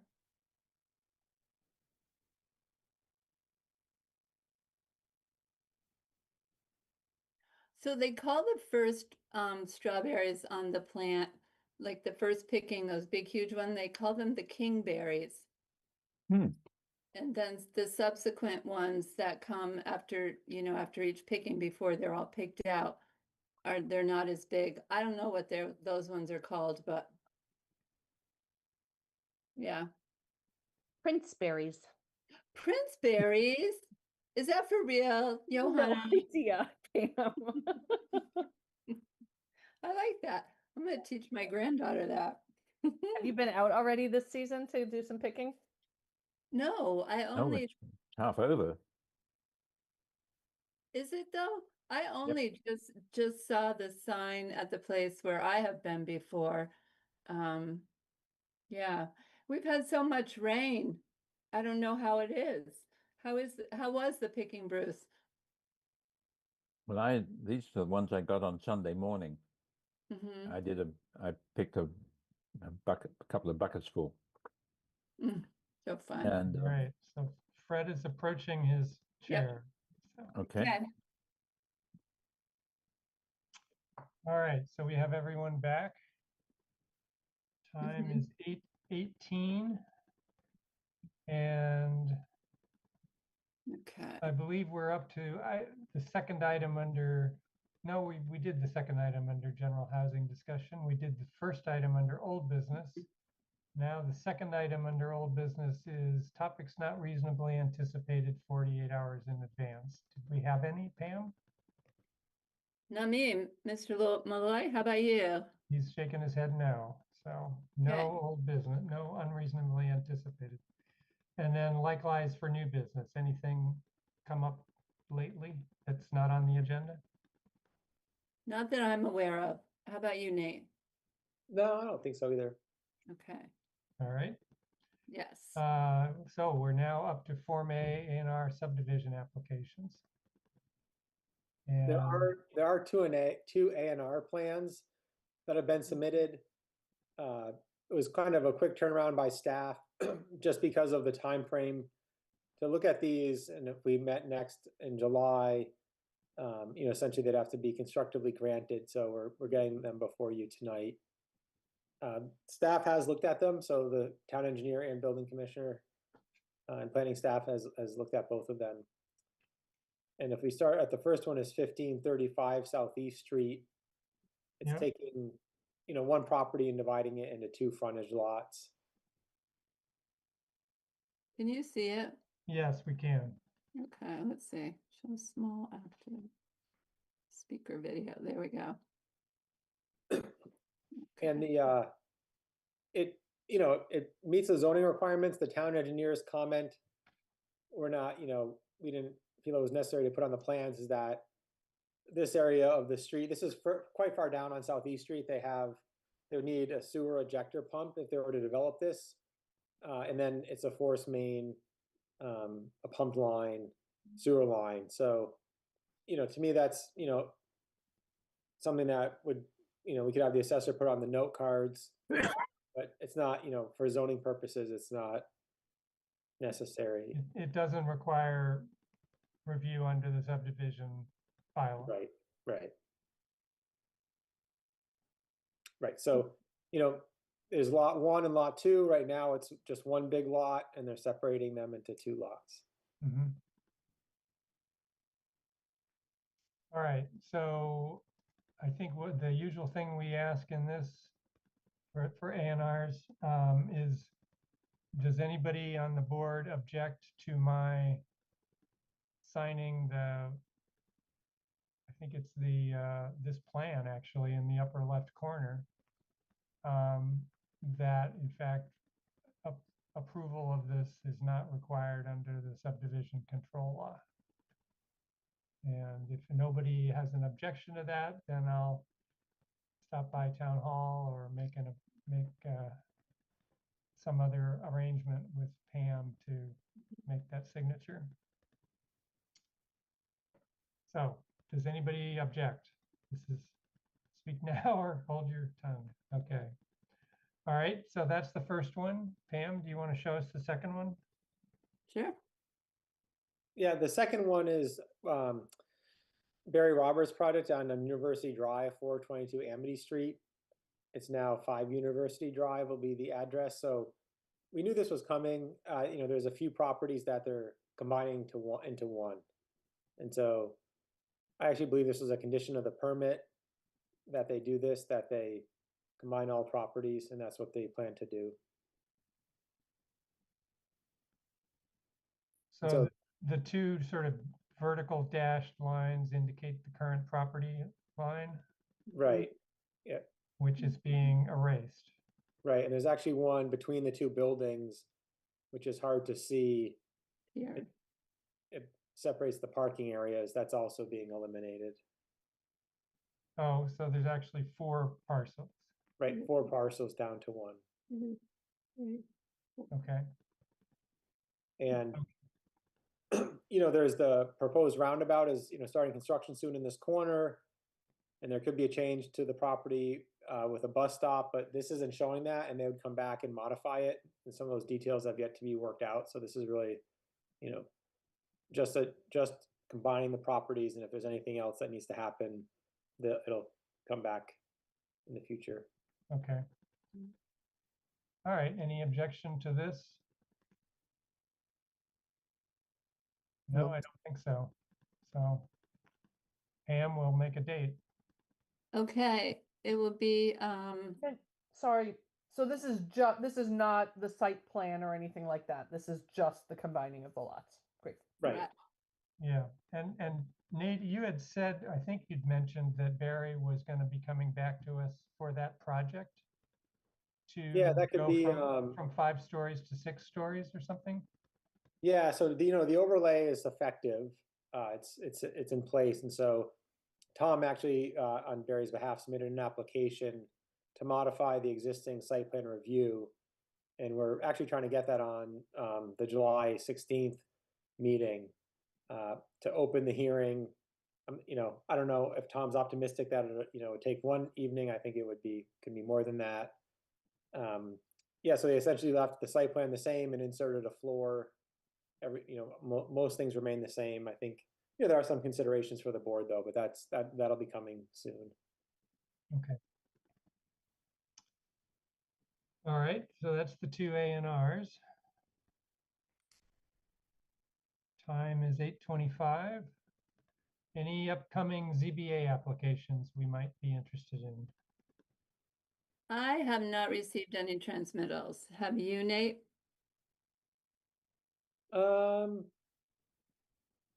Excuse me, I think the, Colonial Village has been discussing expanding for a while.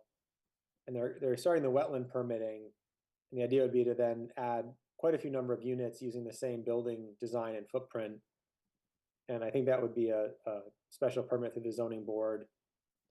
And then up on Route 116, where Annie's Garden used to be, just south of Bub's Barbecue, a few properties, the ZBA had approved a battery storage facility with pretty high sound walls and everything. And for whatever reason, the applicant is coming back to the ZBA to reduce it in size. I actually think that the kind of the energy density of the batteries has increased, that they can get the same amount of kilowatts in a much smaller kind of battery storage facility. So that'll come back to the ZBA as well. I think those are the kind of two upcoming things that I'm aware of. Okay. Bruce? Question, Nate. The portion of Colonial Village that in some way is connected with the other overlay area that we have been thinking about in terms of increasing density and so forth, is what might be considered by the zoning board something that we would want to kind of affect, because I'm thinking of the I think North Village, where basically the university came and rebuilt largely this density that was already there, and now we're talking about an overlay that would have allowed them to double or triple that. And it would be nice not to get behind the play on another overlay area if that's what we're thinking. Yeah, the owners are, they're not tearing down or demolishing any buildings, they're adding to it. But I do think that they could have increased density. They're just, we applied for a MassWorks grant knowing this was coming. And we had the conversations with them about, greatly increasing the density. And they themselves, they weren't interested in it, given the complexity of financing and, phasing and tenancy and everything and possible relocation. I still think it's worthwhile, even if they move forward with this, to have something there in East Amherst. That's something the staff's looking at and we've talked about as another priority, because another developer could come in and partner with them and change it. So, but I think they would be adding 99 units. So it's it's still a good number. I think that there still could be more added with a different kind of site plan. And this is Beacon Properties, is that right? No, this is Colonial Village and Presidential are owned by the same owner company. It's Alan Cohn, or okay, he's the owner. I don't know what the actual name of the company is, but All right.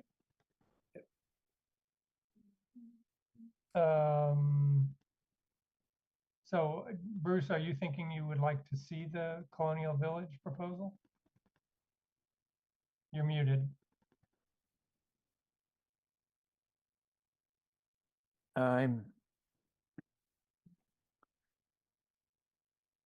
so I think if we were able to make the case that this is an area that we're thinking of, and maybe be party to helping them think a little bit more expansionary, if what Nate says is they're not currently.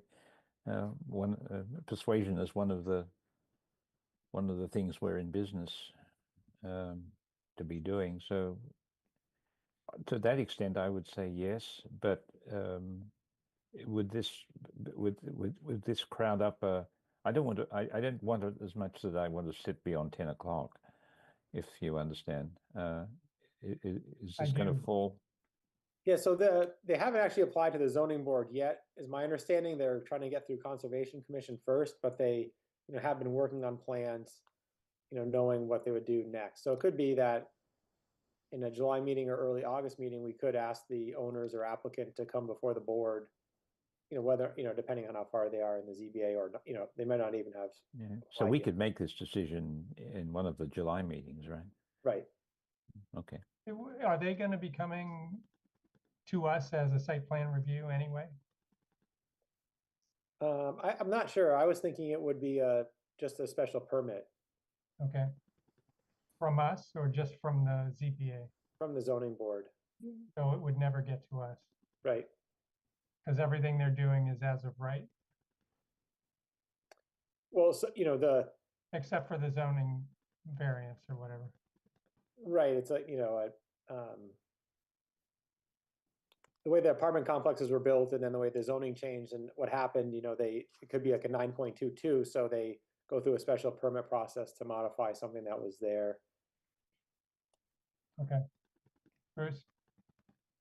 Given our expressed interest, to ourselves at least, in this part of town as another in the limited area of overlays that we may be interested in, or concentrations, foci, and so forth, I think we really should, I'm firming in my view that we should expect to have them, ask them to come before us, because if we are saying that this is an area of town that we're interested in, we would be borderline derelict by not, if we didn't ask them to come.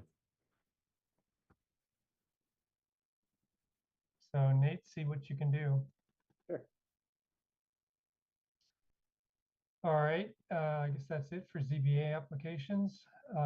Upcoming SPP, SBR, SUB applications. Well, I mentioned 5 University Drive South, which, was 422 Amity, so that's, really forthcoming. And if it'll be the first project that uses the overlay, it is amending a previous site plan. When that comes forward, there are considerations by the board using the overlay. So, I think they designed it initially knowing that there was this possible zoning change. So all the setbacks and certain things are met, but it'll be something the board can look at. There's Bruno's Pizza, has, the owners have been deciding what to do with that space and whether they convert it to a smaller commercial space with a unit in the back or two or something, but that's they've gone through the local historic district, they have some contractor permitting, and at some point they'd probably, depending on what they do, would have some permits, whether that's to the ZBA or planning board in the next month or two as well. I'm sorry, I don't know where Bruno's is. That's the corner of the intersection where Triangle runs into to Main, right near Dickinson. So it's okay, across the street there. Yeah. Okay. And all right. Yeah, I don't have anything else that's really imminent. All right. Committee and liaison reports. Bruce, anything from PVPC? Yes, there was a meeting last Thursday, and a new executive committee was appointed, and Walter Dunn was not replaced by his town. So this chap who'd been chair for, I don't know, a gazillion years was replaced by Bill Dwyer, who's in Hadley. So as typically these meetings, they have presentations. That's a lot of the way the planning commission meetings run. And this presentation was by a crowd, 2 guys from an organization called Insure. It's INNSURE. And I have to say, I found this a concept that they were discussing a little hard to grasp. But what they were talking about was insurability planning and assessing what they call total costs of risks, and this particularly to towns. And I was thinking about, well, some towns are, I think it's in this part of the world, it's probably mostly flooding that seems to be the concern. So some of the towns in the region are probably more concerned about this than others, and I wasn't sure whether Amherst had a need to deal with what's called insurability planning and assessing total costs of risks. It seems to be an adjunct to or a yin and yang of economic development planning. But it's a new term, and it's climate related. It's climate driven. The risks of natural, what we call acts of God, I think was my mother's term for this, related to climate change. I have the presentation. I could send it. I could make it available. But maybe all you need to know is there's this thing called insurability planning. How to what extent we are able to be insured or are insured against all the things that FEMA deals with. That's about it. All right. I guess during the drought last year, I looked at the big trees in my backyard differently, as a threat rather than shade. And made me wonder whether I ought to have a bigger fire break between my combustible yard and my house. So I think wildfires are also something we could worry about. Do folks want to see the presentation? Bruce, were the slides that you could share pretty Yes. self-explanatory, or was it, Not you really. had to be there? Well, even when you were there, as I said, if you were cursed with a brain like mine, it wasn't overwhelmingly. Okay. I felt like I Well, needed to have maybe a we cup of could tea all with this just guy. be encouraged to Google the term insurability I and think that's a better way of going leave it about at it. that. Yes, these fellows had apparently a very successful meeting with the executive of PPPC, and it was a very interactive discussion. And the guy brought his slide deck, expecting maybe that he would have a similarly engaged conversation, but that doesn't happen with this very large board, as I've said, commission, as I've said, that half the people or 2/3 of the people have their video closed, so you can't see who they are. You just see a name. So it's not a group that's highly engaged. So I would endorse your suggestion, Doug. Register that there is a term, there is a thing. It's driven by climate and perturbations, and I'm not sure whether this town is as driven to want to know more about it as others. But as I say, I don't know a lot. All right, Jesse, anything on housing subcommittee you want to say? Only that I've been remiss, so we need to schedule some meetings, hopefully before planning board again, so we can help Nate with the overlay. But that's all. Okay. And Karen has left for the night, so we won't hear from her. I really don't have anything. I guess I can ask Nate, when will we hear from CRC about appointment of new members or returning members? Bruce, I can at least thank you for your service the last 3 years. And Karen is the other person whose term is ending. I actually don't know whether she applied to be reappointed. Bruce? I I can fill you in a little because I was there and I was as one of the interviewing, and the way these are done is as we all know, because we've been through it and it's been this way for a while. All of the candidates are interviewed together with the same list of questions and a cycling of answers. And of course you can stick around, and I did. The recommendation that the CRC will make to the council will be to appoint myself and Jera Smith. Another candidate, Angus, I can't remember his name, Karen, and then a fifth candidate. The fifth candidate, whose name I can't remember, was not so well prepared and wasn't supported by any of the 5 CRC person. But it came down to a tie vote between Karen and Angus. Some folks felt that a bird in the hand is a good idea, and there are a few of the CRC that were looking for a bird in the bush. And so they have left the decision between Angus and Karen to the council. But if the CRC follows, if the council follows CRC recommendations, then Jera and I will be appointed in end of June. Okay, so it's likely the two of you and then either Karen or Angus. Yes.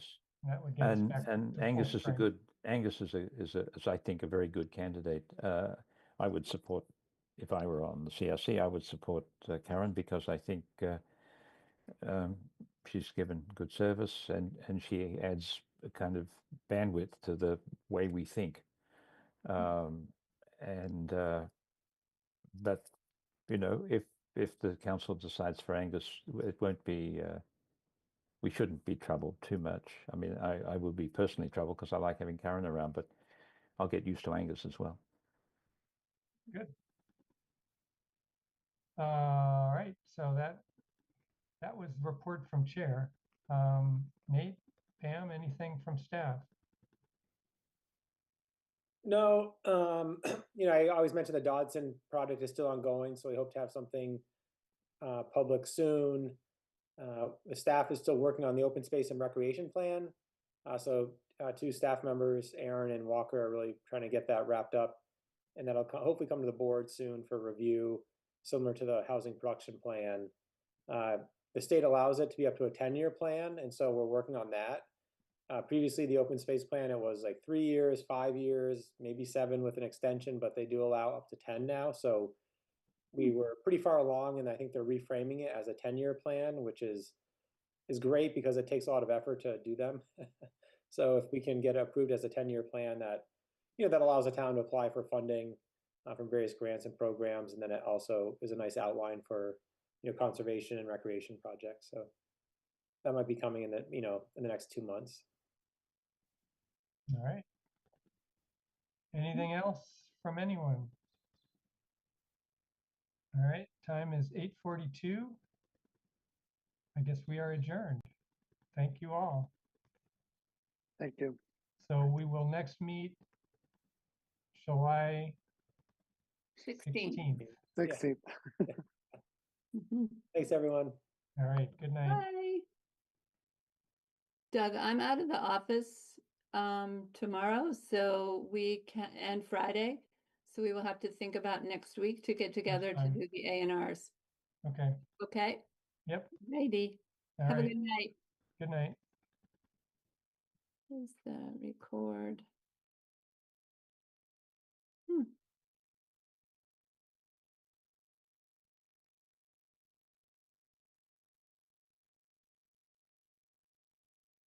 Recording stopped.